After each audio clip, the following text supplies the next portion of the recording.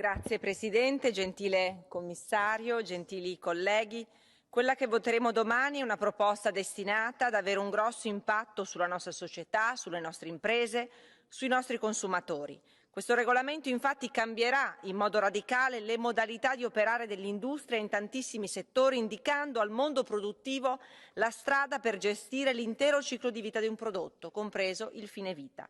Un regolamento che trova la sua ratio nel rispetto dei limiti del nostro pianeta, istituendo un quadro legislativo che contribuirà a rendere i prodotti conformi a un'economia neutra dal punto di vista climatico, efficiente sotto il profilo delle risorse e circolare. I prodotti che saranno progressivamente immessi sul mercato quindi dovranno essere progettati in modo tale da rispettare l'ambiente, l'ecosistema e proteggere la salute dei cittadini. Inoltre si permetterà ai consumatori di risparmiare energia, di poter riparare i prodotti che acquistano anziché doverli gettare e di dare loro la possibilità, attraverso il passaporto digitale, di essere pienamente consapevoli circa quello che acquistano. Il passaporto digitale rappresenta un'importante innovazione nel panorama attuale, uno strumento decisivo per promuovere la circolarità. I nuovi prodotti che saranno disponibili potranno essere infatti venduti solo se accompagnati da questo strumento, che dovrà contenere informazioni accurate e aggiornate sull'impatto ambientale dei prodotti in circolazione, al fine di consentire a tutti di fare scelte consapevoli. Un recente studio della Corte dei Conti europea ha tristemente evidenziato che le strategie e i finanziamenti europei hanno avuto finora un impatto modesto sulla transizione verso l'economia circolare e che il ritardo più marcato riguarda proprio la progettazione. La proposta che ci apprestiamo a votare non investe solo nella gestione dei rifiuti, ma anche nella progettazione circolare. Ma non è solo importante come progettiamo il prodotto, è questione rilevante anche come lo realizziamo, in quali aziende e a quali condizioni di lavoro. A livello mondiale, ad esempio, il settore tessile dà lavoro a 60 milioni di persone, principalmente donne.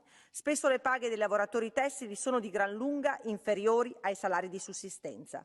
Ricordiamo a tutti la tragedia del Rana Plaza, la fabbrica tessile in Bangladesh dove 10 anni fa sono morte più di 1000 persone. Che nei prossimi anni valuti l'opportunità di estendere il campo di applicazione della proposta anche ai requisiti di sostenibilità sociale e di due diligence.